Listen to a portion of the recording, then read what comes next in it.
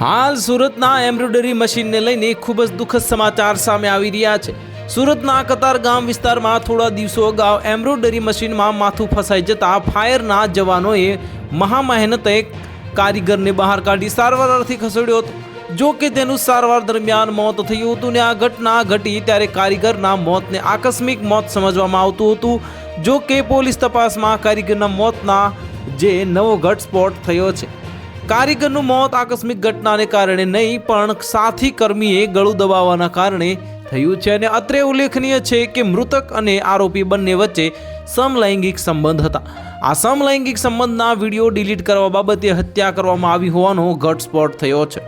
મૃતકના ભાઈએ કતારગામ પોલીસ મથકમાં હત્યાનો ગુનો નોંધાવ્યો હતો અને જેથી કતારગામ પોલીસે તપાસ હાથ ધરી હતી અને આ ગુનામાં સાથે કામ કરતા કારીગરે જ મૃતકનું પહેલા ગળું દબાવ્યું હતું અને ત્યારબાદ હત્યાને આકસ્મિક મોતમાં ખપાવી દેવાનું રટણ કર્યું હતું।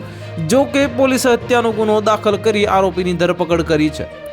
આ ગુનામાં મૃતકના ભાઈએ કતારગામ પોલીસ મથકમાં હત્યાનો ગુનો નોંધાવ્યો હતો અને આ ઘટનામાં પોલીસે જ્યારે કારખાનાના માલિકની પૂછપરછ કરી ત્યારે માલિકે જણાવ્યું હતું કે સવારે મને ઘટનાની જાણ થઈ ત્યારે હું અહીં કારખાને પહોંચ્યો હતો। આ સમયે દાદરની લાઇટ બંધ હતી જે કાયમ માટે ચાલુ રહેતી હોય છે। પોલીસે ઘટનાની અલગ અલગ એંગલોથી તપાસ કરતા રજબ અલીની ગતિવિધિઓ શંકાસ્પદ લાગી હતી। તો હાલ માટે આટલું જ, મળીશું નવી અપડેટ સાથે। જો તમને અમારા વિડીયો પસંદ આવતા હોય તો વિડીયોને લાઇક કરી દેજો, ચેનલને સબસ્ક્રાઇબ કરી બાજુમાં આવેલા બેલ આઇકનને દબાવી દો જેથી તમને આવા સમાચારની અપડેટ મળતી રહે।